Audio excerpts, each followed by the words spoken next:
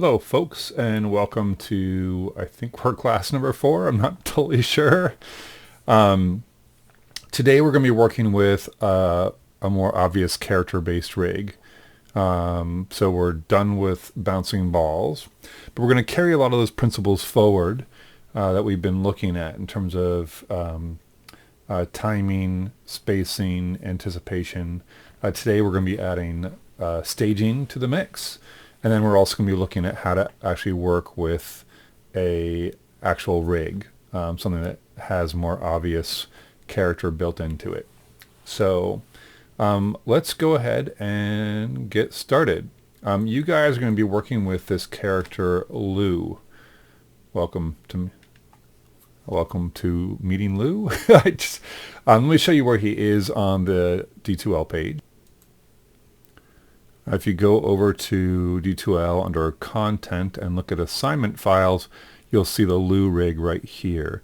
You're going to see additional files on my machine that I haven't let you guys get into yet, so you can ignore those for right now. Lou rig should be the last one you have on there, and it should be version number 8. Let's just talk for a minute about rigs. So this is obviously way simpler than a full bipedal character-based rig. But it kind of ups the ante and gives you a chance to play without getting overwhelmed yet. And also gives you a chance to do something that, again, that has character to it. So we can, do things like move around the character's eye and stuff like that and start to have a bit more fun without being overwhelmed by the number of controls and being able to connect the dots and the different things that we've been doing thus far. So let me tell you first about how the controls work. There's a lot of kind of typical control styles that we're seeing here. We have the super mover here, which we've been talking about with the tailed rig and the self-propelled rig. Just allows you and is designed to help you place the character in the scene and, if necessary, scale the character. This one doesn't have any special controls. It's literally just a placeholder. The one thing it does have, though, which is kind of nice, is over here in the layers, it has a visual control for the super mover, so you can just turn it off. You don't have to try to hide it or something like that and then find it somehow in the rig. I guess I should mention while we're looking at this that there is a lot more layers here than we're used to. This is a little bit of an older system for character setup, including it has things like the skeleton, which you should never, ever, ever click on and animate directly. It will break the rig, which is why it's locked off. And then there's an untouchable section, which just should be permanently locked, but I have it in a layer, which I probably shouldn't. We have a control layer, which actually is nice. That way, when you want to see the action without the controls on, you can just click it off here, or you can stick to the Alt 1 to turn them on and off, although it doesn't get these guys here. This control style is kind of interesting to work with, but never really took off. This is, again, an older system that I used, and you can just ignore it. Well, you're still going to use them, but again, they're not typical controls. The ones like these are much, much better because they never render. Many characters, Lou included, have a low-res version and a high-res version. The idea is that you can animate with a low-res version and do it much faster. Your computer can keep up real time, as opposed to the high-res one, which is what you'd render with. So computers these days are fast enough. The high-res one is probably fine. But if you get into trouble, just switch back to the low-res one and use that. So, again, this is made for an older system, but still works great for our needs. So I'll leave them in high-res now. We'll just see how it works. Cool. So the controls we have are these. Our main root is right here, and it's called root control. This would normally be the character's waist if it was a bipedal character. But for Lou's case, of course, it just controls his upper body, which is just the big old eye. You can rotate. You can translate. Don't worry if it gets messed up. I'll explain that later. Main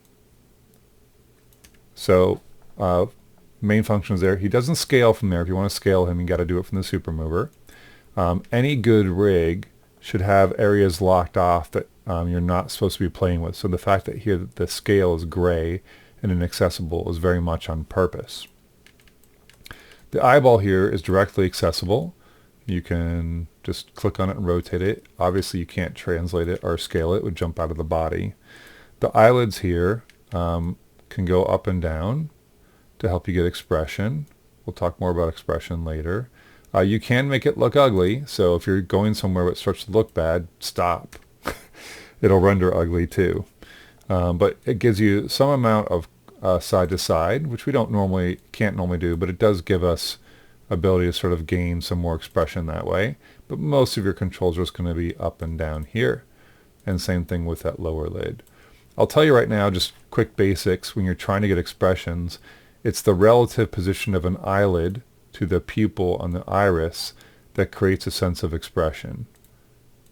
So as you position these relative to each other, that's how you get a sense of fear, incredulousness, anger, things like that, all come from the positioning of the eyelids relative to the eyeball. So this gives you a chance now to start actually getting a sense of character. This leg is a more common foot control. You'll notice when you move the root, the leg stays put. This is called an IK chain, and it allows you to do a convincing walk, step, or jump with your feet planted firmly on the ground. When we're animating a character doing things, if the feet are sliding, we lose all sense immediately of any weight. And one of the main things we're going to be looking at for Lou here, other than trying to get a sense of character, is maintain a sense of weight. However, to move on your feet requires that you have some additional controls. You need to be able to put weight at different parts of the feet, on the heel or on the toe. These controls here will put weight on the toe or on the heel. You should only ever use one at a time. If you use both here, you start to create a sense of lack of weight because the foot isn't actually planted. On the foot control here, you can move it up and down by translating it. You can rotate it. This gives you rotation from the ankle. We also have this side ball and forward ball control. If you click on one, like the forward ball, and click on the name, not the number, you can middle mouse click anywhere in this scene and rotate, and it will activate that control. Yes, you can type in numbers, but this is a pretty unintuitive way of trying to pose your character. Again, clicking here, middle mouse click on the screen is much more intuitive. We also have a side ball, which allows you to go up, put pressure on the ball of your foot and go sideways. Between these two, you can do something like put out a cigarette. Very exciting. So that's what that control is for.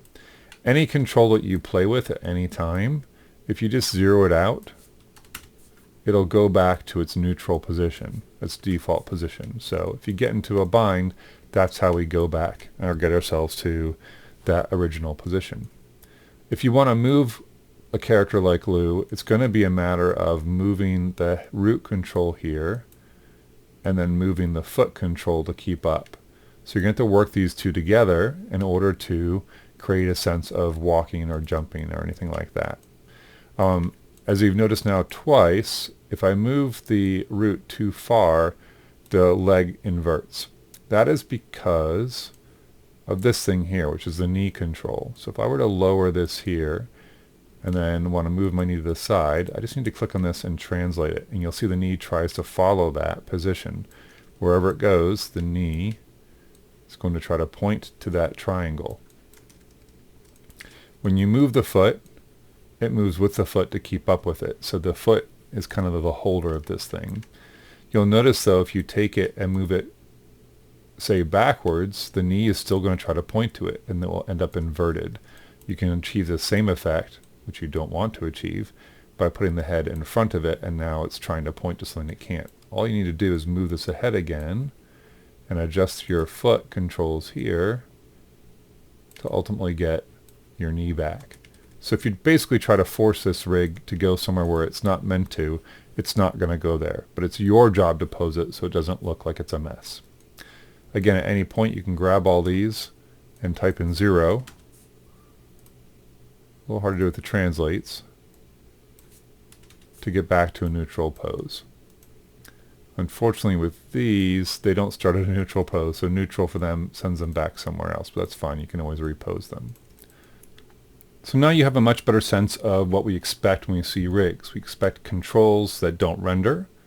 We expect controls that are easy to use, that come zeroed out, that you can re-zero out in order to put them back to a default pose, that are locked off, that don't allow you to click on things that would allow you to break the rig, but still give you some control. For like example, the super mover allow you to, and the different models here, allow you to get a better better control and better use of resolution for rendering.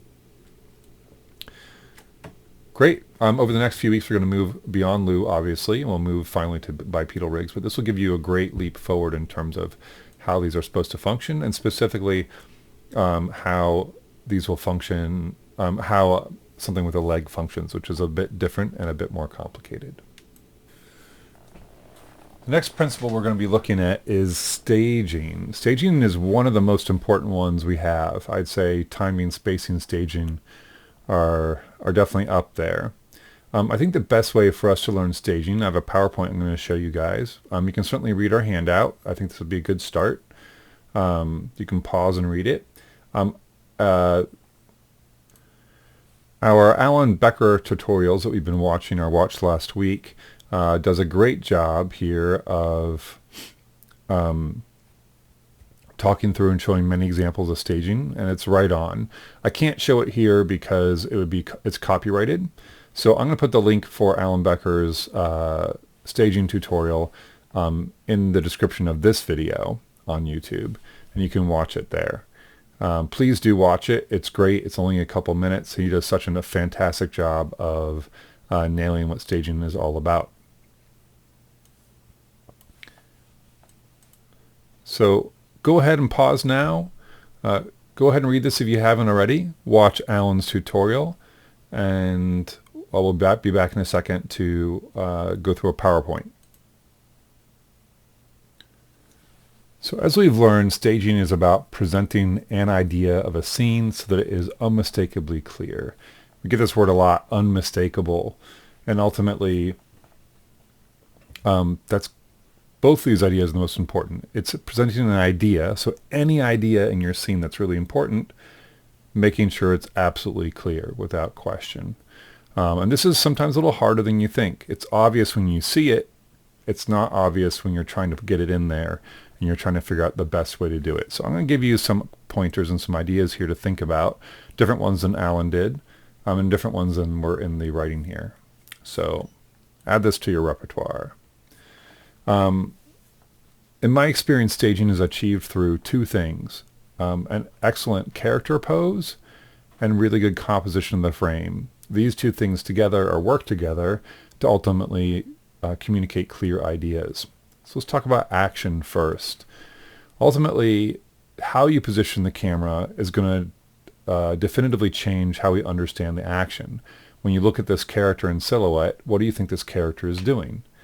Well, it's kind of tough to tell. It looks like he's got a weird hand-shaped tumor coming out of his stomach. His other hand is missing, and I can't read his face. So really, this particular silhouette is not reading very clearly. Silhouettes are really important. A strong silhouette that's very clear will read very quickly.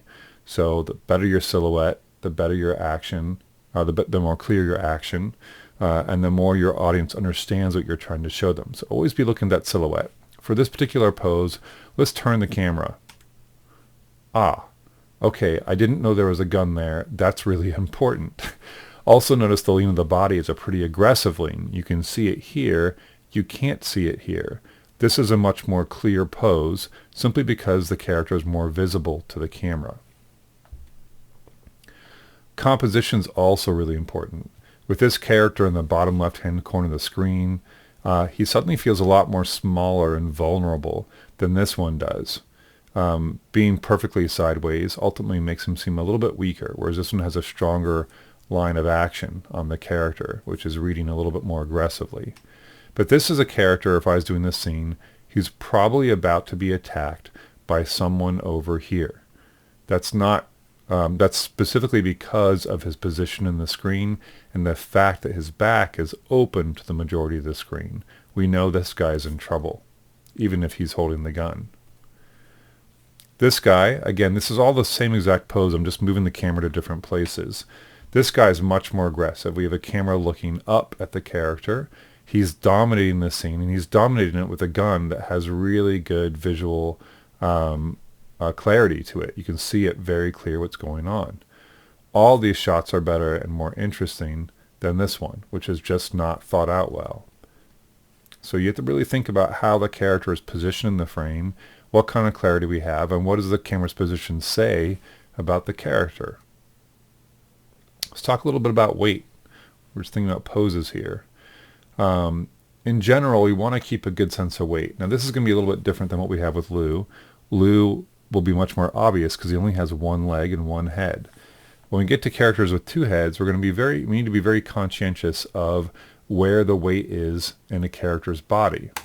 In general, if you look at where the head is and do a line straight down, it'll tell you where the weight is. So in this case, the head is over the heel of the left foot of this character. That's where they're putting their weight. There's a little bit of weight here, but the majority of it is over here. Why do we care? Well, if this character were to suddenly jump, they could do it from this position, but they couldn't jump off this foot because all their weight is on the left foot. If they wanted to jump from the right foot, they would have to first get their head over on this side and then jump. Really important when we're posing. Same thing here. This character has weight distributed evenly across 2 feet and a hand. You can see the head if you were to draw up a line straight down, but I don't have it here. It's leaning a little bit more towards this foot and this leg, but ultimately, so a little bit less weight in this foot, but ultimately it's between these three, which makes a believable pose, one that has weight to it. And weight is something we're trying to give our characters. We can also look at the hips. The hips tend to hang off of and angle down from the leg that's holding the most weight. In this case, this leg right here is the one that's holding the weight. You can tell because the hips are angled away from them, angled down. If they were to shift weight to the other leg, we'd expect the hips to shift the other way and hang this way. This is ultimately really important. Sorry about that, I jumped ahead. If I want to give the impression that a character is putting weight on this wall, for example, it's important that I know that their head is right now not over any foot. They're essentially falling, and they're falling into the wall, which is holding their weight. If I actually put the feet right below their head, we know that their feet are fully supporting the body, and therefore they're not actually putting weight on this wall. So this drawing is done correctly. The additional lean of the hips here tells us which leg is holding the weight, and it is the leg that would make sense. It doesn't make sense to have all your weight on this leg and be falling over that much harder. Line of action is really important and a tough one sometimes to describe, so I left the definition here, well, a definition that I made up. And it is the visual path of implied movement, whether it's there or not, of energy and weight through a character as defined by a single line arcing through the character's body down to a primary point of balance. So we can look at this classic drawing of an older version of Bugs Bunny. And if we look at it, we can see that line of action moving through the character's body, one continuous line. In 2D, a lot of people really lean on this when they're trying to draw a clean line of action. They'll actually draw the line of action and draw the body around it in order to get that clean, balanced feel and visual interest. If the line is perfectly straight, did I not have that drawn in here? Maybe I don't. If the line is perfectly straight, we're just going to be bored. It's going to feel flat and not dynamic. You can see that same thing happening here. And we can see the same thing happening here when the character is actually in the middle of an action. Here, there is no clear line of action. It's very squirrely.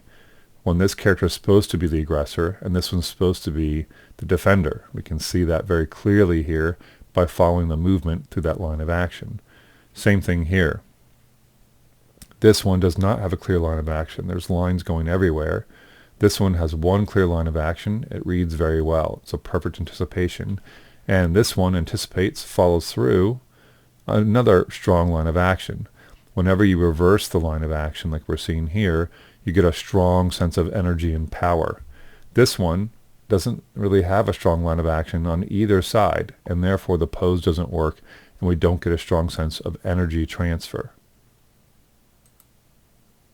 Here's just an example sheet of lots of different lines of action and how they work with different types of poses. But notice you can always pull out that one main movement. The movement is simple, clean. It's usually one arc or maybe an S-curve, but not much more than that. And it gives you much more clarity in your poses.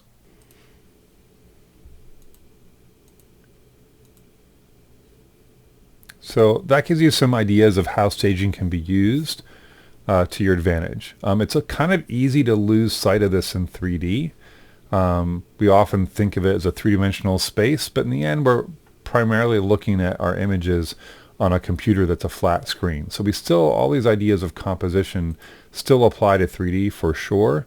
We just have to do the due diligence and use our brains properly to actually see how composition is working for our shots, not against us. We're going to jump ahead and kind of uncharacteristic for our normal class. We're going to look at the assignment that we're going to be doing for this next week. I'll then kind of walk you through how to set it up, how to work it, and also how to animate it. So we're going to be doing a one-legged jump. In this assignment, you're going to be animating Lou, who's going to be jumping onto a platform and then pressing a button. Our focus is going to be on trying to get a good sense of weight for the character. It means solid timing and spacing, but now with more controls and a more complicated character. We're going to have to decide on good anticipations and follow-throughs to enforce a good sense of weight in the character and make the movement more believable. We'll also have to think about how to give a good sense of weight for the button when you press it. I'll show you this scene in just a minute. Kind of like we've been doing consistently, I want you to think about the personality of our character. Is he or she careful, cautious, drunk, energized, courageous, foolish? And come up with some the two different descriptors you want to use. And then also, of course, think about how you might demonstrate that with the character's performance. Is it something they do? Is it the way they press the button? Is it the way they move? Maybe it's all those things. You can do more than two things, but think of at least two things. You're going to have to frame the shot. Think about how you want to frame the shot to help sell the character. That's going to be really, really important, just so we're thinking in terms of the staging.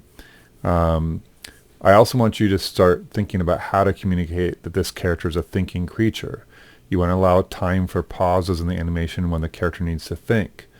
Sometimes a simple pause or a blink or a head movement, or especially eye movement, which I'll show you, will immediately give the sense the character is alive. So actually with the character now that has an eyeball and eyelids as changing emotion, you can get a lot of mileage very quickly with just a simple expression change. The requirements are you have to animate the character jumping onto the platform and then pressing the button. You have to have good timing and spacing to create a sense of weight. So you're using your bouncing ball principles there for your benefit. But it's going to be a little more complicated now that we have a more complicated character. You're going to have to use good anticipation and follow through to create a sense of weight, visual interest, believable movement, personality, all the things we've been working on so far. I am not going to put a camera in the shot, so I'm going to show you how to set up your own camera and how to get it ready, set up a good shot, and lock it off so you can start animating. Everything else is what you're used to for submission. You will have to render it. This one will take a little bit longer to render than we've had so far because the scene is more complicated in terms of the environment and background and also the character. So it shouldn't be too bad though, but make sure to leave more time for that. Again, as always, render movie with H.264 compression or HD resolution. I also want you to submit the My file in D2L just in case. Please, everything you submit, you need to label it with your first name and last name. Usually I go last name first, but that's fine. I have it in here like this. Both the My file needs to be labeled with your name and the movie file you make. This should be MP4, of course. Sorry about that. But if you're using Apple and doing a movie, that's fine too. It does need to be lit with shadows turned on. I have lighting in there already, but if you choose to use your own shadows, your own lighting, I want to change up the lighting, that's totally fine. Go ahead and change it as well as you will. Cool. Sorry about that. Let's go ahead and look at some of the things that you're going to need in order to make this work. When you go into the submissions folder for this week's assignment, you'll see the one-legged jump. Sorry, I thought it was called something different. Sorry for my brain fart there.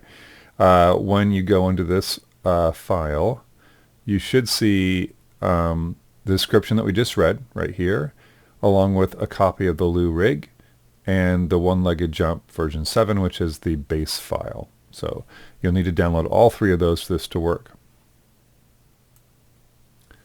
Let's go ahead and load up the files. Let me show you how to set it up correctly. And I guess I need to pull that back down. Sorry, I moved the whole thing down. All right. So let's open up our first file. So it's actually the one-legged jump is now version 8. And this is our scene. You can press 7 if you want to turn the lights on. And again, you can move the lights as you will. The lights are located right here. There is a spotlight over here. So you can move that around if you want to adjust the spotlight wherever you see fit. And an ambient light just to very lightly kind of fill in some of the background. It's a very light fill. You have a platform here that you need to jump Lou onto. And then you have the button and the holder here. Now the button right here just pushes in. That's it. And it's locked in that one direction, so you can only key that one axis. So it's up to you to make that button click look good. Like that button has some weight to it. Let's see. So to set up your scene, you're going to need to do a few things. Now, if you did watch the video that I produced for the last assignment, the tailed ball, you already saw some of this. If you're already confident with this, you can move on. If you haven't done this before, go ahead and watch. This will show you how to set up a shot correctly. If you notice, I'm doing less and less each time. I don't have a camera this time. I still have lighting, but I don't have the background set up. I don't have layers set up, things like that I want you to start doing on your own. So let's create a camera first. So I'm going to go over here to Panels and go to Perspective and say New. That's one way to get it. You can also go to Create and choose Cameras and Camera. There's a few different cameras, but this is probably the one you want to use most. So I'm going to relabel it. I'm going to call it Animation Camera. This is my standard term, so I know I put it in there. I know which camera to pick. You can choose any view you want to put it into. I'm going to right here, Panels, Perspective, Animation Camera. So there's my camera.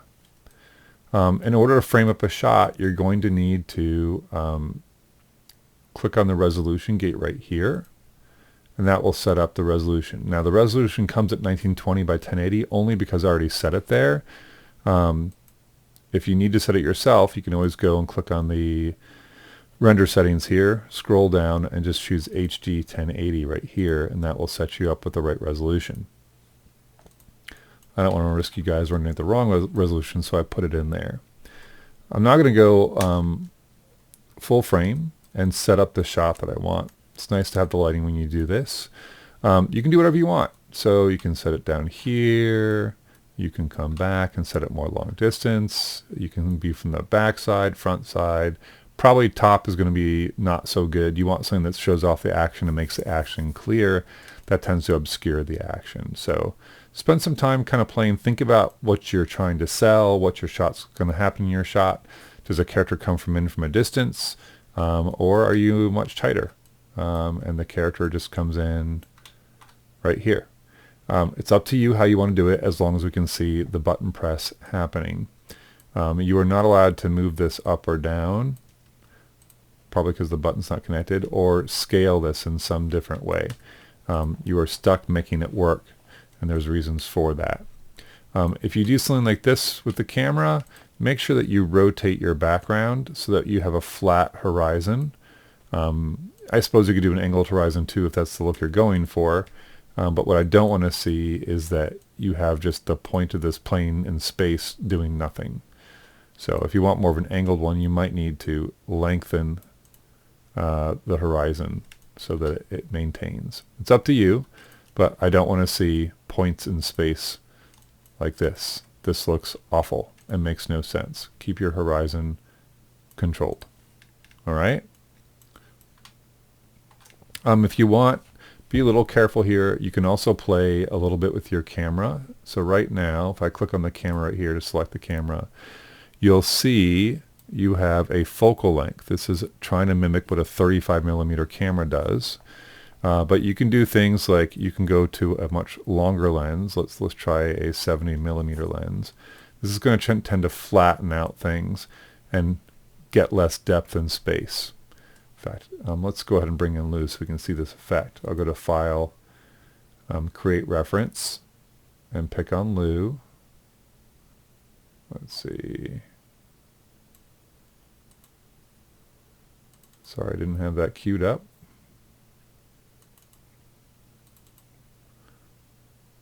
There we go. You might need to press 6 to see textures. There we go. So what you'll see is that a longer lens tends to flatten things out. If you go to a wider lens, like say a 20mm, as you move in on the subject, it increases that sense of depth and distance, so it gets more dramatic. You can get pretty silly with this, so I wouldn't recommend like doing a 10mm lens. It's going to get really heavily distorted as the character moves around. But for some of you, there might be a reason to do that. So I just want you to be aware. Most of you should probably stick between like a 20 and a 60mm lens, depending on what you're looking for. Maybe I'll do some like a 28mm. Just a slight increase in width so we can see the character better. Once you find an angle you like, go ahead and hit the lock button on the camera, which is right here. That'll prevent you from moving it when you don't mean to. We need to set the background color. As of right now, if I render on the new camera, I'll do a quick render here. You'll see the background renders black, which doesn't necessarily look bad in this case, but you should still have control over it. You should be choosing what you want. So I'm going to select that camera again. You can select it over here, or again select it right here using this button. Press Control A for Attribute Editor. And we're going to scroll down a little bit here to, did we already, nope, it was already open, sorry. You want to scroll down until you can find the environment. Let's set this back to what you'd normally see. So you're probably going to see something like this. Just open up environment. You'll see a background color there. If you double click on it, you can choose a new color for the background. Choose something that complements the characters well. You can also, down here under display options, you can change your gate mask color by going lower. So it's a little bit darker and more obvious what the framing looks like. You can also decrease opacity or increase opacity of that until it's perfectly opaque. I actually kind of like the 0.7. So if you need to make it a little bit easier to see what you're doing, feel free to mess with those settings. Here, let's see what we get. Probably not, I just realized red's probably a bad idea since our button is also red and then will no longer stand out. So maybe not the best choice, but you can play with this as you will.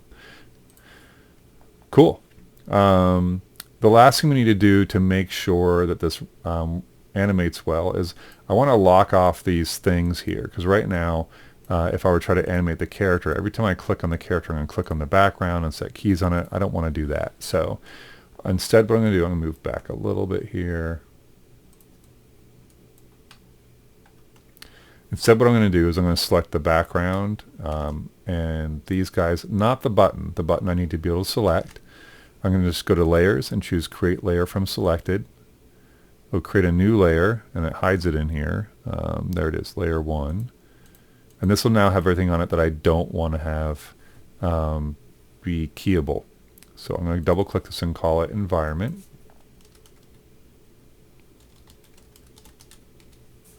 And then save, and then turn it until the first click will give us a template mode, which you can work in that mode, but it's not my favorite.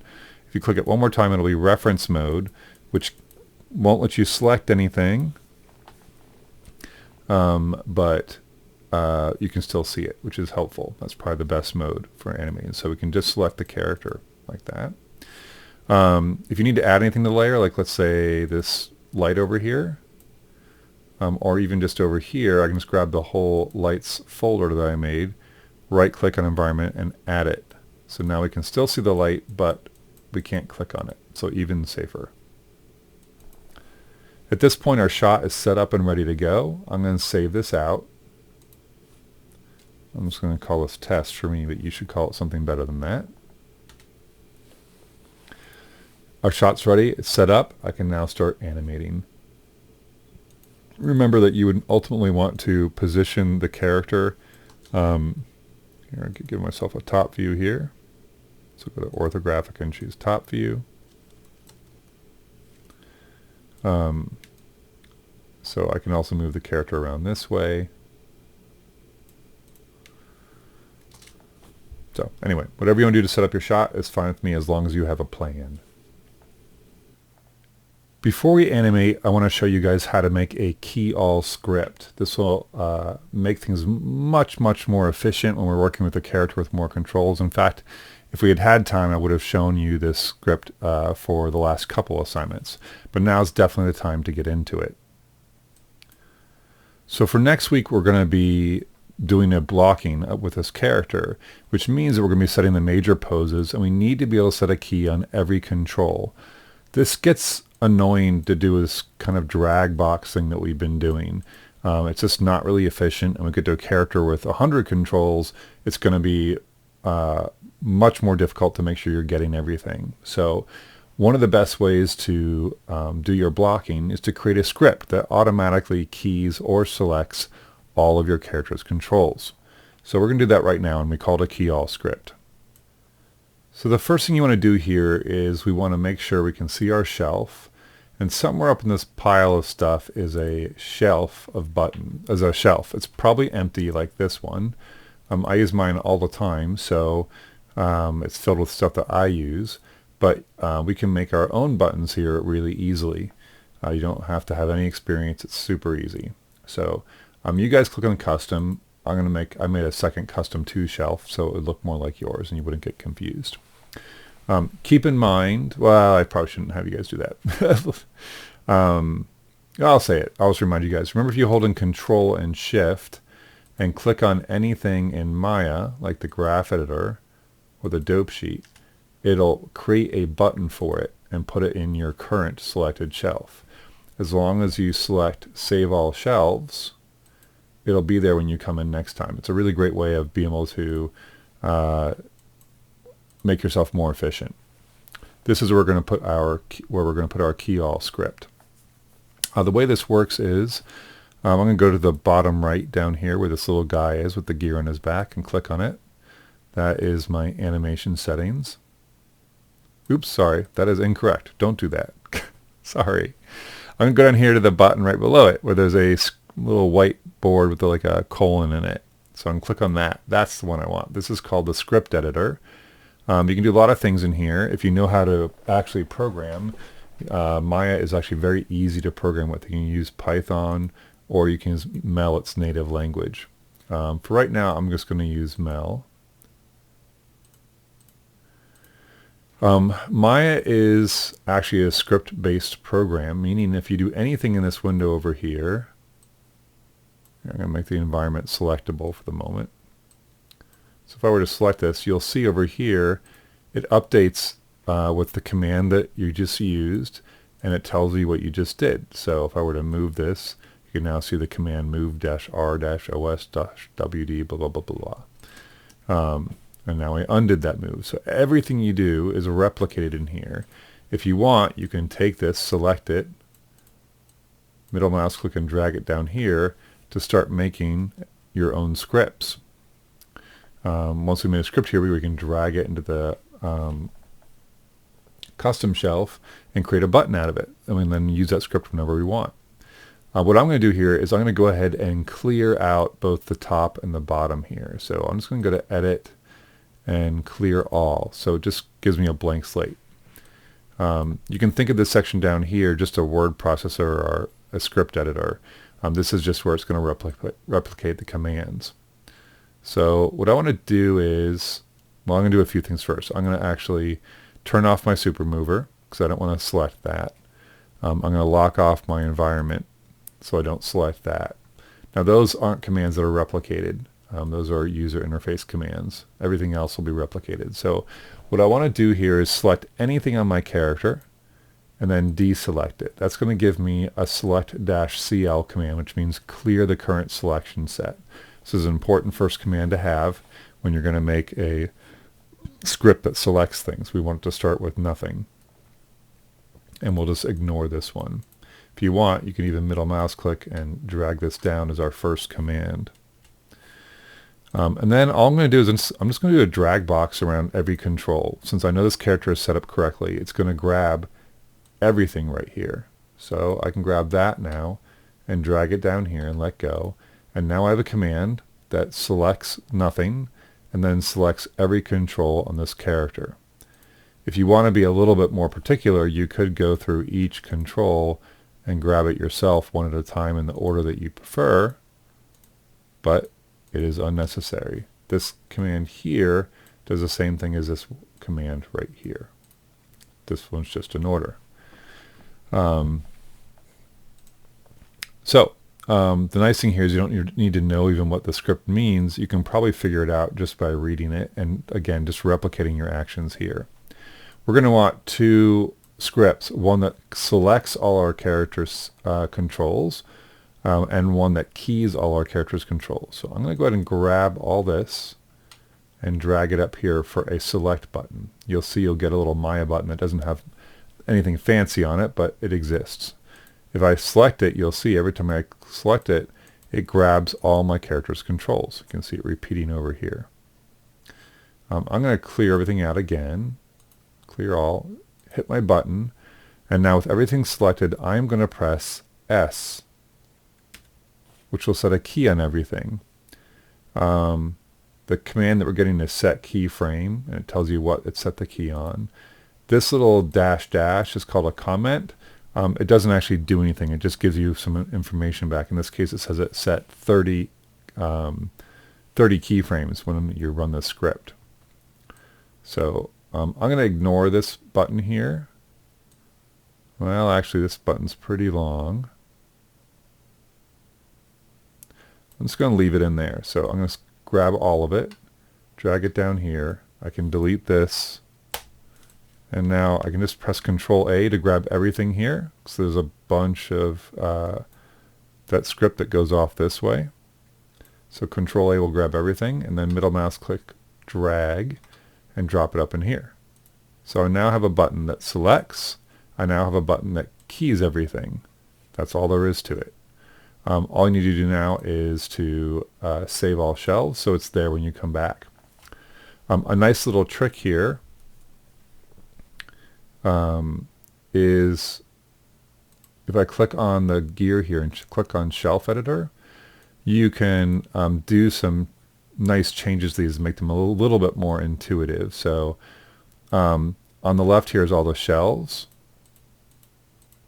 So I'm on Custom 2. On the right here is the commands. We have the Dope Sheet, Graph Editor, and then these two, which don't have a name yet. So I'm going to click on the first one, and I'll give it a name. So under Rename, I'm going to call this Select All Loo. And this one would be Key All Loo. So now they have nice names. We can put those names down. See here, the tooltip will automatically come up with whatever we put in here. So same thing. Select all Loo, and then key all Loo. I'll show you what this does in just a second. So the tooltip, if you leave your mouse over top of this, it should bring up the tooltip if they're turned on. I might have to save this first. Yeah, so now if you leave it hovering, it'll tell you what that actually does. That's quite a pile of stuff it says it does. And lastly, and probably most useful, is you could put a picture in here if you want. You can make your own picture and place the little M. But what I prefer to do is just do an icon label. So this is, oops, that's the graph editor. Let's go to select all loop. And under icon label, I'm going to put S all. And it should pop up a little label here. Same thing with key all. I'll do K all. Now it pops up here. And you can play with colors and backgrounds and stuff, but none of that matters so much as we just know what the button does.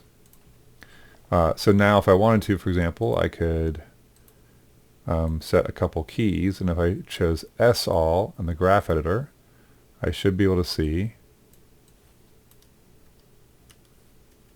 my graph. I haven't really done anything, so it's not really exciting, but now I can play with my graph.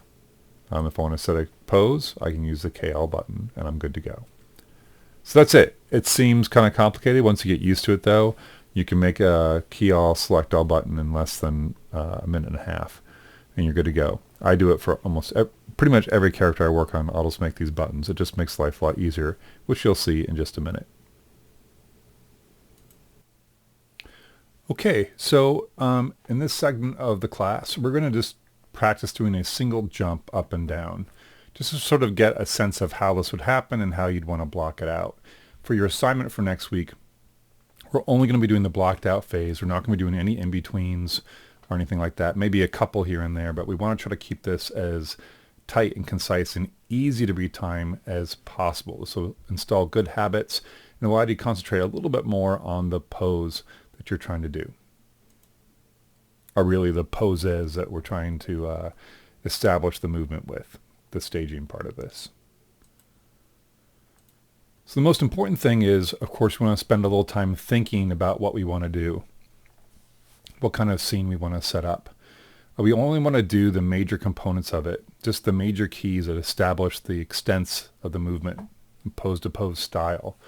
To make this work well, you do want to think for a second about what you're trying to sell and how you want to sell it, what actions you want to perform.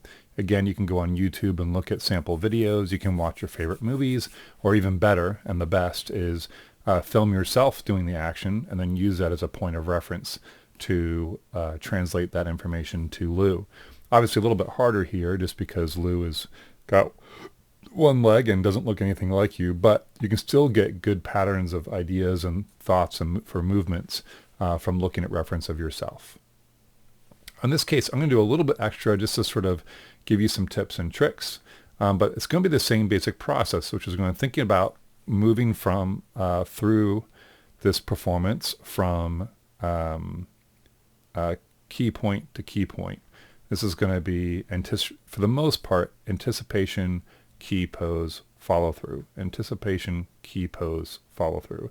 And I'll give you a sense of how that might look as we go through this. I'm going to do this from the hip because I don't have reference and I'm tight on time at the moment. So, but normally I'd be doing just like we did with the ball, which is I'd probably be performing what I want to have happen. And then using that to kind of figure out my timing and what the movements look like. The reason why Lou looks like this is I'm specifically trying to connect him to the bouncing ball. Not that you guys need that much hand holding, but kind of picturing his head like a ball and how it might move around the space can kind of give you a sense of what we might expect. So, for example, and the one difference, of course, being he does have a leg, we're going to be using that too. So if we think about a bouncing ball, the self-propelled one, of course, if the character wants us to take off, they're going to have to anticipate, jump, and then follow through. And by follow through, they're going to come down, absorb the weight, and then come back up. So that sort of bouncing motion here, like this, is what's going to give it a sense of weight, or give Lou a sense of weight. So that would be, for this one, a first pose here, pose number 1, pose number 2, pose number 3, pose number 4, and pose number 5. So 5 poses to get Lou to jump. If we want to add in anything additional, like maybe Lou looks around afterwards, that would be additional poses. Often, again, anticipation, key, pose, follow through, following that same system or same pattern. It's going to get us to where we want to go. Now that we have some more body parts to play with, it's important to remember that the way a character anticipates and the way they follow through is just as important as what actions they perform in order to help sell character. I do have one reference here that I'm going to be using. So I found this on YouTube. I swear to God I did not choose him because his name is Josh. It was just the clearest jump I could find. This is huge, but fun to watch. Here we go.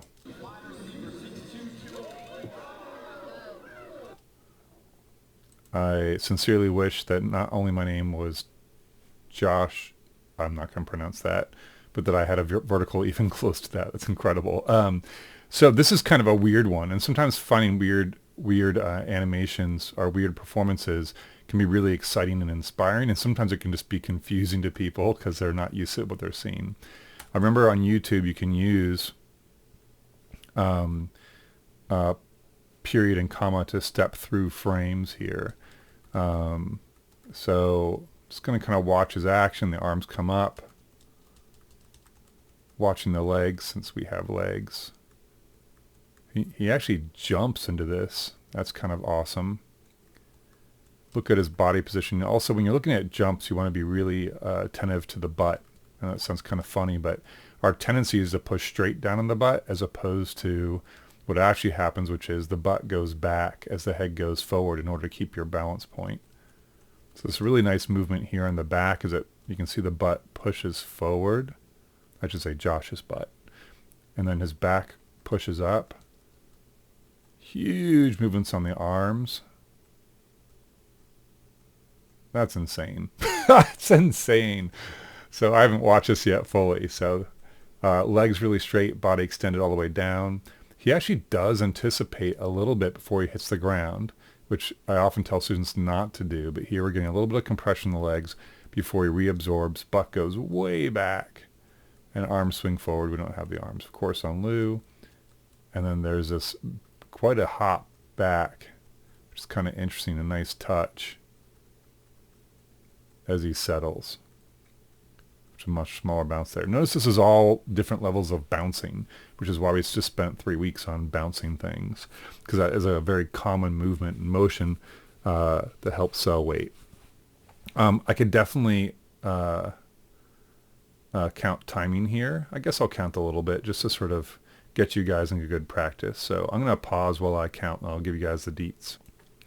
Wow, I got to say, looking at the full jump and studying every part of it, it's way more complicated than I thought. So, a standard jump would be none of this.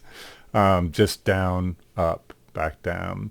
This would definitely be fun to do. In fact, just for the sake of reference, I'm going to show, well, I'm a little nervous. I don't want to confuse you guys. So maybe I'll just do a basic jump, and if I have time, I'll show you what this one might look like if I actually followed what I see in the reference, which is really fun. Actually, I'm curious. I want to see what this looks like. So I just put down the timing. Now this is in 30 frames per second. So if I wanted to figure out what this would be in 24 frames per second, I would need to multiply each one of these numbers by 0.8 to get the right sense of timing. Okay, some quick math on here. Again, it's times 0.8 will give us the 24 frame per second speed and the 30 frame per second speed on the left. Cool. So at this point, I've done my research, at least for a jump, and now I can plug it in here. So cool, we have our research. Normally what you want to do is sit out, and just like we've done before, we want to kind of think about our shot, what we're going to say, how we're going to say it, what actions we're going to use, and then kind of figure out the overall movements and then block it. Thinking as close as we can about time. We're going to do a rough blocking and then go fix up the timing. In this case, what I'm going to do though is I'm just going to go ahead. This is what we normally do in class. Is I'm just going to do a jump in place. Just going to go through the basic setup so you guys can see it. I'm not going to overthink this one. I'm not going to go too crazy. And then if I have time, I'll go back and do the one that we just looked at to kind of see if we can achieve a similar feel and what that might be like on Lou. So I'm going to start out here. Like I said, every time I set a new pose, I'm going to go ahead and just hit the key all button to lock it in there. So I'm going to key all here and here. It's important when you do blocking to key everything in the character so you're actually locking in the pose. Now this is not a really fun pose, so maybe I'd start by doing something a little bit more interesting, give it some kind of character, move that eye a little bit. eye movement can go a long way to keeping things actually interesting. Going to cheat the leg over a little bit so we have a little bit better of a silhouette.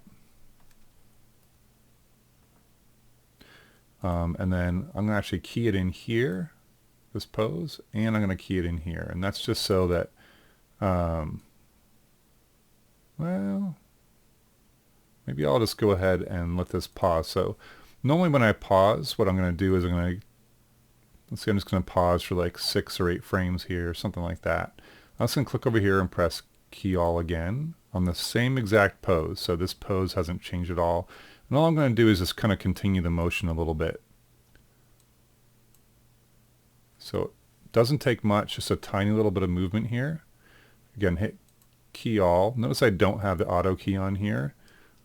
It just is going to kind of continue that motion right there. So just sort of lends a little bit of movement to that pause here at the beginning. And then he's going to go into that anticipation. Now I am going to use the timing that I just found out. Just the basic timing. So for our guy who did the mega jump, it was about 6 frames down. Let's see here, wait. He went up for 6 frames down, so a really fast swing down, but then he actually spent some time swinging forward and then the full jump. So I'm going to try to replicate something similar to that, even though I'm not doing the same jump here. So in this case, by the way, I think I mentioned this before, just to make sure, you can change the orientation of your manipulator. I'm pretty sure I showed this before, but just in case, I just said that twice. Sorry, almost the identical words. I'm losing it. If you double click on the translate manipulator at the very top, it says what kind of orientation do you want. Object or world are the most common. World will always orient your manipulator to the world manipulator. So it's going to move in exactly the same directions as the world manipulator. Typically though, when you're translating objects here, you want to orient it towards the object. So I'm going to switch over to object mode. In this case, it doesn't look any different, but as the character turns, you'll see the manipulator move with that. If I didn't have the object mode on, it would always just stay stuck to the same orientation as the world, which I don't want. You can do this with rotation as well by double clicking here and changing the settings here. So good to know. The faster way to do this though, if you press the hotkey for whatever manipulator you want, so in this case W for the translate, if you hold down W and then hold down your left mouse button, whoa, hold on. It's freaking out of me. Wow, it is really freaking out. I think my mouse must be responding to something else, but normally if you hold in W and the left mouse button, you'll get that same option for object, world, or component mode. It's just a lot faster to do it that way. I think probably it's upset because of my video capture, so it should work just fine for you guys. All right, I'm going to keep going here before this gets way too long. So I'm going to do my anticipation. So again, it was about 6 frames. So 1, 2, 3, 4, 5, 6. I can always change this later. So that would be down.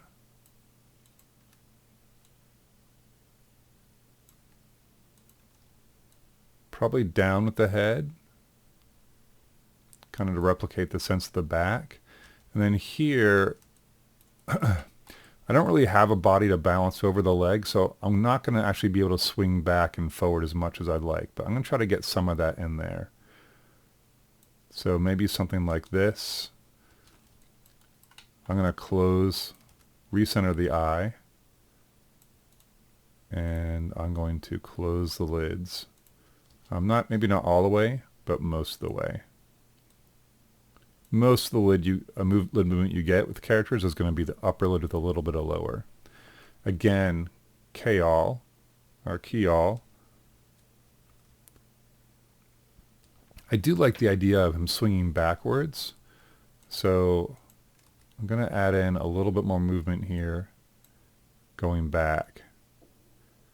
If your knee is going through the body, you have to either not go as low or you need to adjust something like the ball roll. Let's see if I can get this to work for me.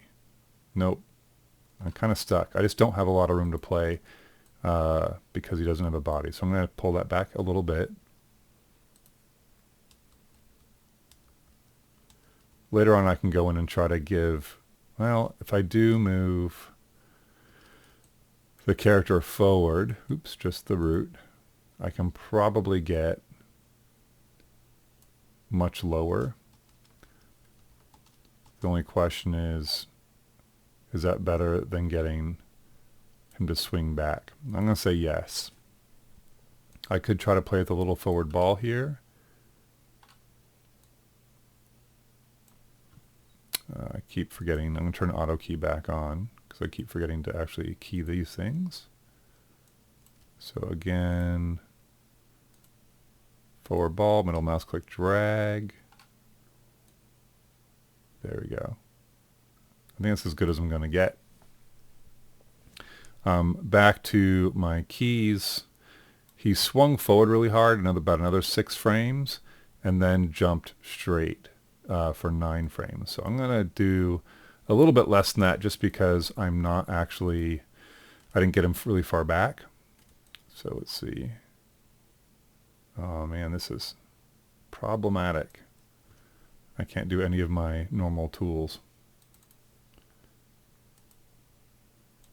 I'm going to switch it over to world so that when I push him forward, he's pushing straight along the axis here. So let's see. 1, 2, 3, 4. I'm going to do a little bit less than the 6. A little bit up. It's a good idea to try to incorporate as many parts of the body as possible.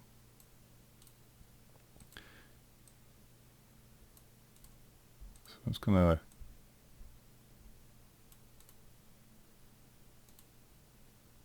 think about what each part of the body might do. Key all again. So we have him lean over, crouch down, push forward, and then the next key we're going to have is him pushing up. Which again we said for 9 frames. So 1, 2, 3, 4, 5, 6, 7, 8, 9. Now for this to actually work with timing, it's going to have to be a similar jump to the one we witnessed, which is awkwardly high and straight. So just keep that in mind. Now, one thing you'll start to notice when you're animating is that sometimes it's easier to grab a pose from somewhere else. Like, I don't want to have to repose the push up from here. It'd be way easier to push it up from here. So you could just grab everything, select all, right click, copy, and then right click paste. That should actually work. So now we have the identical initial pose. I'm not going to keep it there because that's going to make it feel kind of stiff and robotic, but it's much faster than reposing from the start. This will give me a better starting point. The faster way to do this though, which is a little bit awkward, so you guys can all use this copy paste function if you need to, but the pro way to do this is much faster and really easy once you get used to it. So it works like this. If you left click and drag through these keys, the character is updating on the fly. If you middle mouse click and drag, it changes the keyframe, but it does not update the animation. Why would you ever want that? Well, I actually don't know what it is originally designed for, but it's great for copying keys. So for example, if this is the pose I want right here, it's maybe not even this original pose, it's this one. And then I middle mouse click, you can drag, or if you prefer, you can just click where you want it to go. So we're now in frame 33, but we have the pose from frame 4. And at this point, if I just hit the key all button, or just grab everything and press S, or if I just wanted to copy part of that pose, like I just want to copy the foot placement, I can just select it anywhere I want, middle mouse click where I want it to go, press S, and it copies over. So that's all there is to it. It's faster than right-clicking and choosing copy-paste, and it's a little bit more intuitive, frankly, once you get used to it. So again, one more time, I'm going to take the pose from frame 3 this time, middle mouse click on frame 33, and with everything selected, press S, or just hit my key all button. And now I have that pose ready to go. And now what I do here is go ahead and just update this. So this is supposed to be the jump. So I'm just going to have him facing up. Going to open his eye more. Have him look up even farther. Maybe pull that lower lid along with it.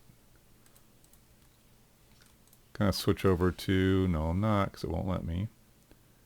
I'm going to switch over to world mode.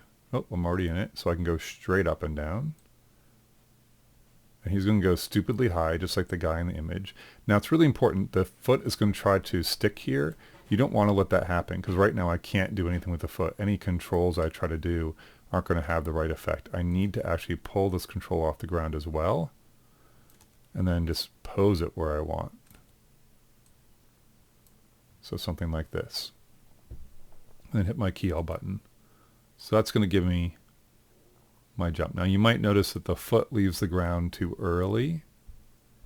That's something I can fix later. For right now I'm just trying to get the right feel. So I can play it and see how it feels now. Not quite as dramatic as in the video, but the weight's starting to feel pretty good, and I can always adjust the timing later on to get that better feel once I have done the graph. So I'm going to open this up a little bit more. If it's 11 frames up, it's probably going to be 11 frames down. This one had a pretty big hold, but I'm going to leave it off here because they're not quite as dramatic as the one in the video. So just going to eyeball it. Sometimes a little imperfection is good. So once again, I want to copy a pose. So I'm going to see here, frame 42. I'm going to copy the pose at frame 24 by left clicking on it and middle mouse clicking on frame 42 and hitting key all. And now it's going to go up and come back down. I don't want the pose to be identical. That's not going to be really interesting. So maybe in this case he comes back a little bit.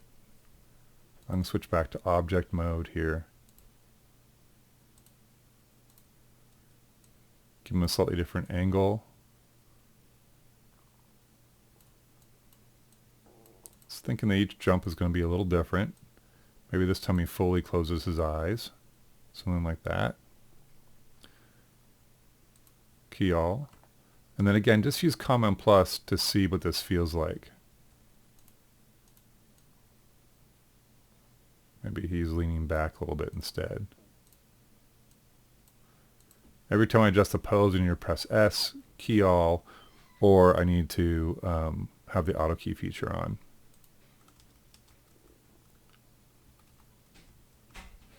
And then the settle here, he does a pretty fast one. So, but it has a double jump in there. So I'm going to go, give myself a few more frames to play with. I'm going to go for about 8 frames here. 1, 2, oops.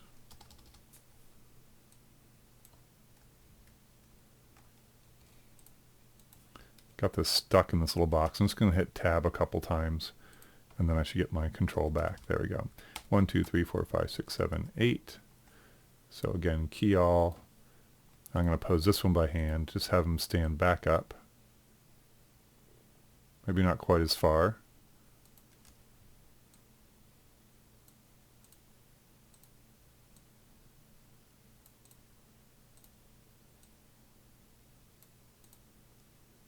Maybe play into the camera a little bit so we can see that eye better. Let's see how that feels timing wise.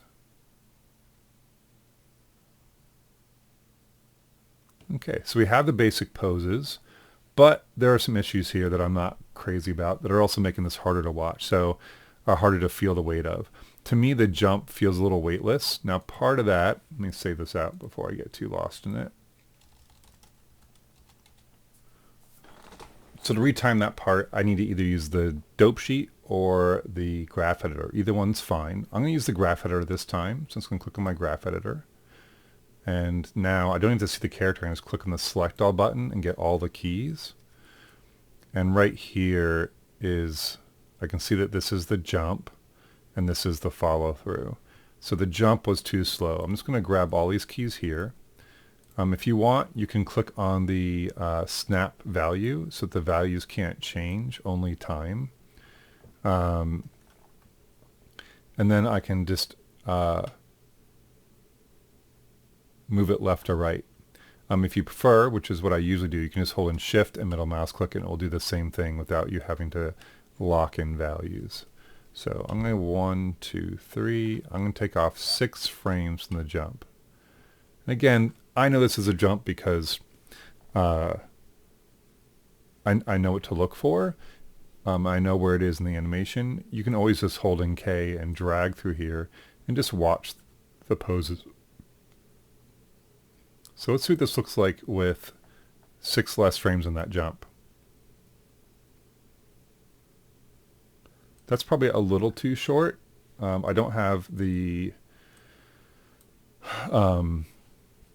tangents in yet, so that might be an issue. But I'm just going to add in, let's see here, let's just do that. I'm going to have it go a little bit longer to this pose just because it's actually a longer distance in terms of movement. Let's see what that feels like. It feels really linear, like a bouncing ball that's done wrong. So I'm going to take a quick moment, only take a second here to go through and add in some tangents. So, you know, this first one here, I'm just thinking he's going to be easing into this one. So that's a flat tangent because he's starting to move. And then here he's going to ease out because he finishes the move. But in the middle, it's just continuous movement. So I'm going to make that a spline. So one continuous move to right here. He's going to ease in to this. So he's going to start moving in a different direction. He's going to slow down and then go a different direction. So in this case, I'm going to go ease in. So we can start. I could try a spline here, would also work. This pose here, while it is a key pose, it's on the way to this pose. This is supposed to be one continuous move. So anything that's supposed to be a continuous move, you want to use a spline. So we'll spline our way in.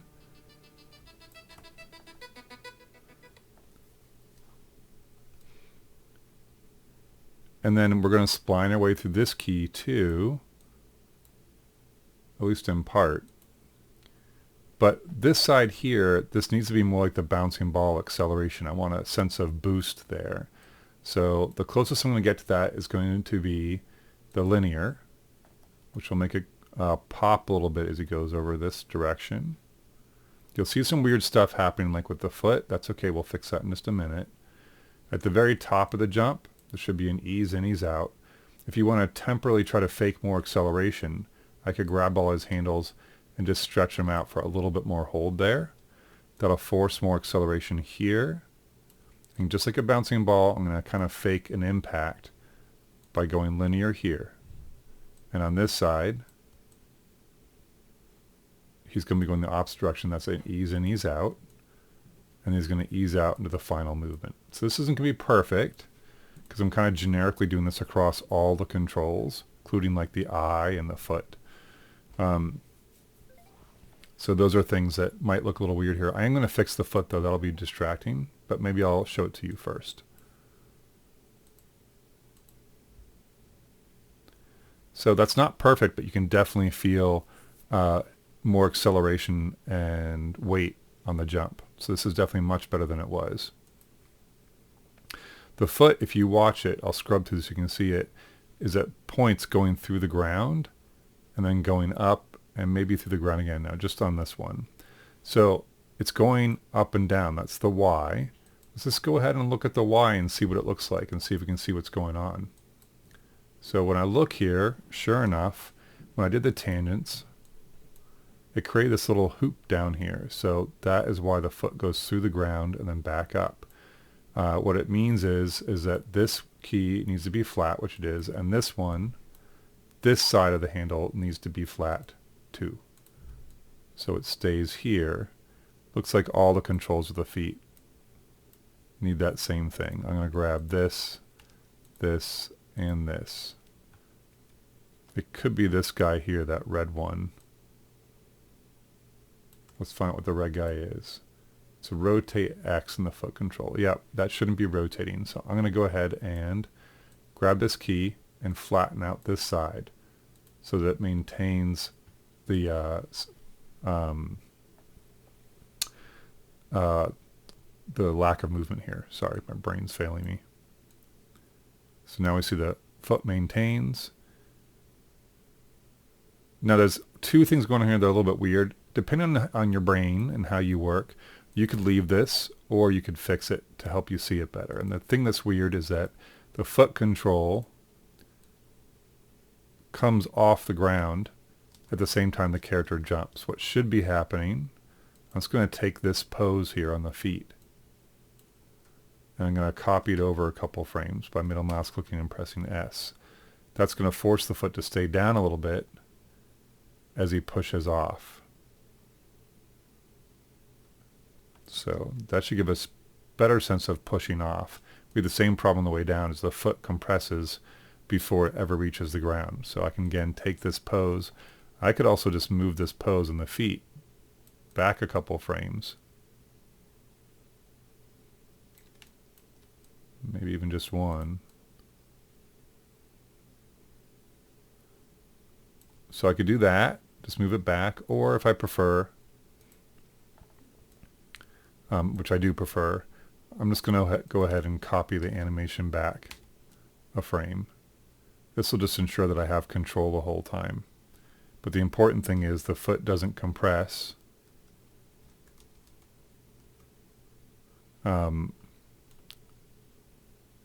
Before it hits the ground. Sorry. So now we have a better sense of impact on that foot. And that's it. That's all there is to it. If there's a pose you don't like, you go back and fix the pose. If there is a movement you don't like, you go back and fix the movement. But the important thing is we want to keep this kind of, I'm going to hit select all here. It's kind of just the same thing as doing with the bouncing ball.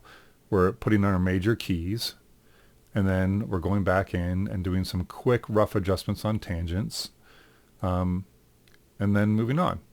Just trying to rough stuff out. Changing timing if necessary, excuse me, of any part of this. You know, maybe you think he needs to pause more in the first part. Great. Give yourself some more time for him to pause there before he does the jump. Look over. That wasn't even that much. Again, just watch as you're animating and make sure that you're only putting in the necessary keys. This is pretty nice for all that information that is packed in there. If you're having tons of keys in there, you're definitely doing way too much. If you see areas like this where you have a key floating, that's probably going to be bad because you try to time things out. That's just the foot with the extra placeholder to keep it from sliding around. So I'm not too worried about that. Same thing with this one here. But you could be pure if you want and just kill those and just know that you're going to have to fix it later. It's up to you. Let's just add in one more thing for fun, just so you guys can get a sense of how you can be playful here. So I'm going to have the character stand up. I'm going to put in a little bit of a pause here, maybe like, I don't know, 12 frames or so. So again, key all. Literally sometimes I'll just put in the same pose twice just to kind of hold that section off. It is fun to actually add in a little bit of extra information. So, you know, maybe here, I'm just going to have him come down a little bit. Maybe his eye goes over a little bit. If you want a character to really feel alive, you're going to have to move that eye. We'll talk more about the eye later. But for right now, you can put in some basic gestures, and later on I'll show you how to fix this up and make it better. So, but I'm just going to go ahead and have him look to the side. Oops, I have my auto key on. So I'm going to have him look to the side really quickly. So maybe eyes can move super fast. They can move all the way over to the side of the head in one frame, but I'm going to do like 4 or 5 and have the character look over. Maybe a little bit of body movement and continue the upwards movement a little bit. So sometimes little moves are nice just to give a little bit of inflection. So he looks over. And then I'm going to have him turn his body too. So maybe just a little short move here. We'll go 1, 2, 3, 4, 5, 6, 7, 8, 9, 10, 11, 12, 13, 14. So like 14 moves as he looks to the side. So I'm going to have him rotate over. Maybe settle back down. And I'm going to fix the eye so it appears like it doesn't move with the head. It looks like it's staying in place. A little bit more. If you can make that body move, but make it feel like the eye is staying in place, it'll be very convincing. Here, I'll go even further.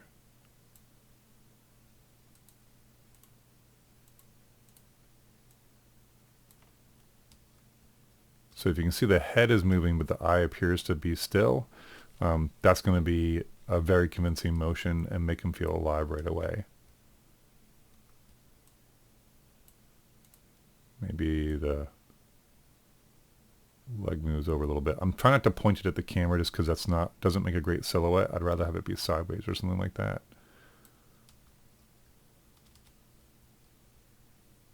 All right. And just for fun, I'm going to throw in one little extra eye movement. Boom. Again, each one of these should be a key all moment. You can also save eye movements for a pass later on. So let's see what we got. Over, jump.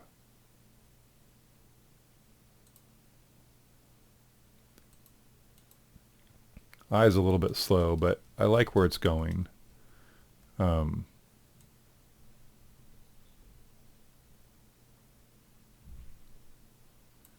Maybe I'll make that last move just a little bit smaller. Or maybe he'll even look more to the side.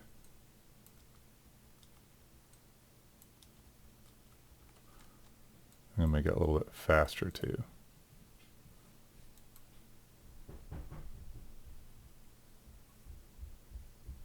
Somehow I lost that movement.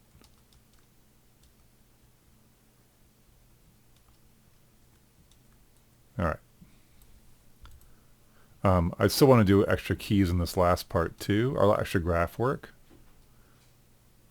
So again, one quick pass as I'm roughing it out.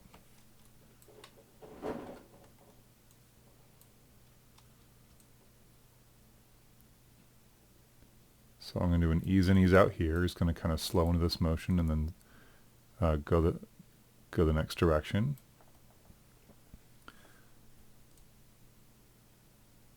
And I'm going to ease and ease out of this one too. So come to a nice stop. I guess I'm going to ease and ease out of all these. That's what I'm looking for. So play it back one more time.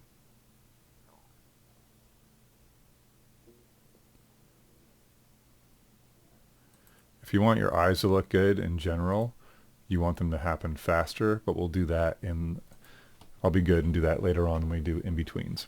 So this is how you want to move through your whole shot, one piece at a time. Remember, you have to finish your shot by landing on here and pressing the button. So you have to animate all that too.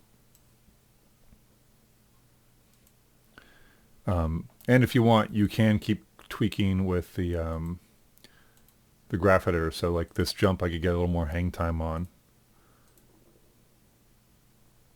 Just by going to the middle of this jump here, and again, grabbing my handles. And as long as I have weighted tangents on, I should be able to stretch this out and give a more exaggerated jump performance. Let's see if this works.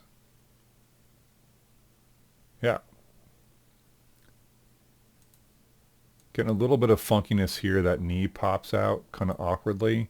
That's ultimately because the foot is trailing too far behind. Like it should already be up here. But fixing this, I could actually fix that. So I just need to go ahead and pose this. Maybe stretch it out a little bit more.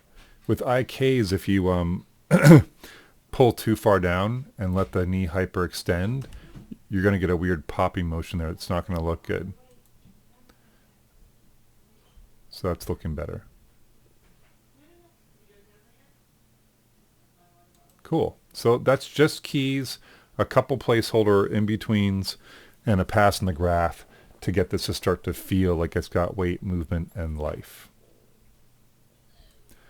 Now it's worth pointing out too, we could have some more fun here. We saw all that cool action with this jump here, but I could definitely use as inspiration and timing. I have the whole little research done for it. You can also just come up with your own ideas here. And what if the character looked around and maybe shook his head back and forth before he went over here or she went over there? Maybe here in the bottom of this anticipation, we could shake the knee or something like that. Or maybe he holds it a lot longer. Maybe when he does this one, he spins his head around, or you can do anything you want.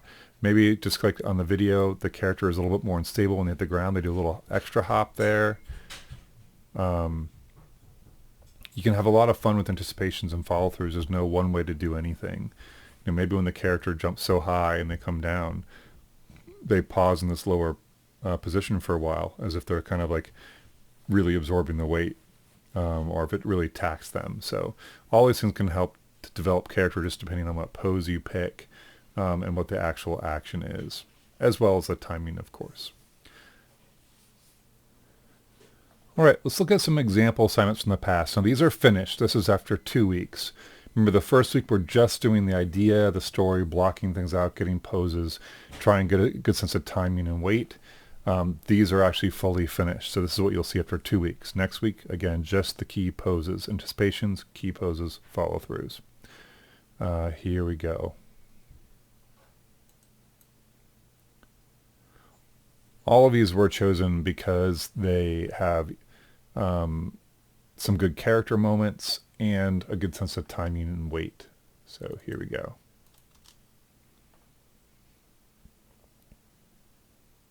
Join that little anticipation there. Character carefully considering stuff. Good sense of timing and weight. And otherwise pretty straightforward, but nice.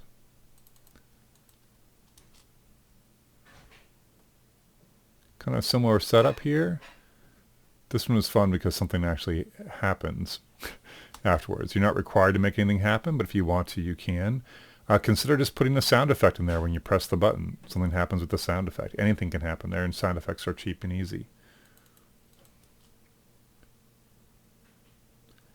Enjoying that initial character setup, the character really kind of checking things out. And I really like this button press here, this really sensitive, gentle press. Of course, in this angle, you can't really see the button move. We could have pushed that a little further. And there is a moment here that feels kind of strangely weightless. The character sort of floats in on their foot, and the foot goes through the platform here. So, but I really like the character actions here. Those are really fun. Notice that with our first 3, I think, there's a point in the background. So make sure that when you're doing your animation and you set it up, that you don't have your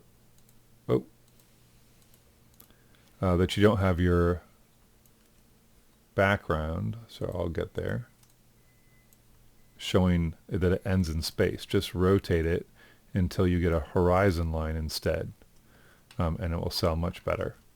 Doesn't take much, makes a big difference. A horizontal horizon lines can be the easiest to ignore, so that's something to consider as well.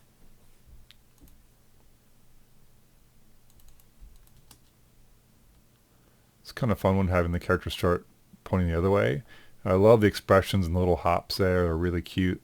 Little look of determination. All really nice choices.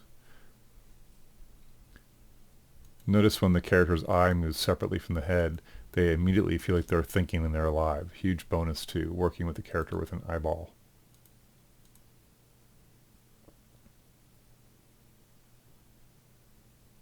Really nice surprise look.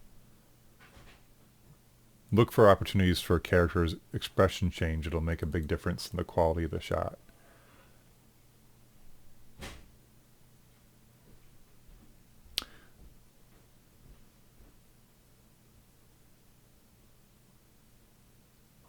I guess I'll keep letting this go. Some really nice ideas in here, really fun. Good expression changes, good landing here. This would almost be really good, but there's no follow through. The character's head hits, think like the bowling ball, but there's never, it doesn't bounce off of it or anything. There's no follow through there, so we lose weight there. But I like the idea that he gets kind of dizzy. This whole section's though a bit slow. The fall isn't bad. I like this for being just dynamic and interesting. This part's a little bit slow, but such a great idea. And then here, you can feel how floaty he is when he hits the ground. If there's one thing you guys should be able to do, it's make a ball look like it's heavy and bouncing, or just heavy. So, but some great ideas there.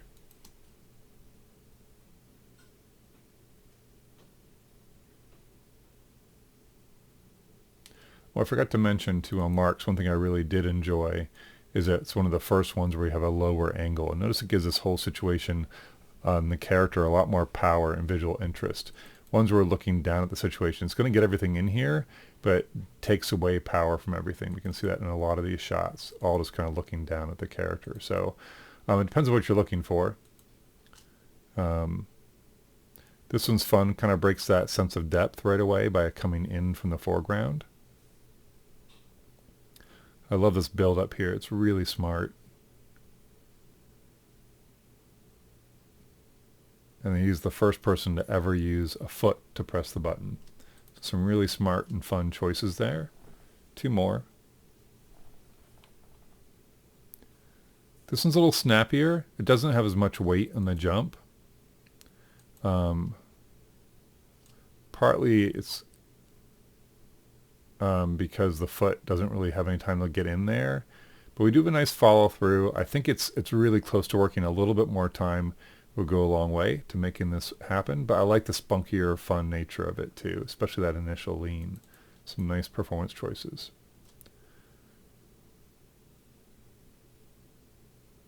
This one's obviously is fun with the background to sort of give this more context. Tanner did a little bit more live action and compositing, so he had a little more fun here, but I'm totally cool with this. He just composited the flame in there. And the background, actually, I'm stunned at how well this connects visually. It's pretty impressive. In the end, though, I don't really care about that. I care about the story, the character, the weight, all these things. And for the most part, Tanner's doing a great job on that. So hope that gives you some sense of what I'd like to see. I don't need to see anything dramatic. I just want to see good character, good sense of weight. So, this stuff is just to get your juices flowing a little bit. See what you can come up with. Watch that horizon line. That one's the pet peeve. Flatten that thing out so it looks like it belongs. All right. Good luck. I hope you guys have fun. I'm sorry we didn't have class in person today. But hopefully this will be better in some ways, in the sense that you can take your time going through this and go back and look at different parts. So if I can, while I'm on the road, I will try to download your files and post them online so people can watch them. And they can get a sense of what everyone else did. We'll see if I can pull that off. So I will see you guys the following week. Good luck. If you have any issues, you can email me and I'll do my best to get back to you and give you a hand. All right? Hope you guys have a solid week.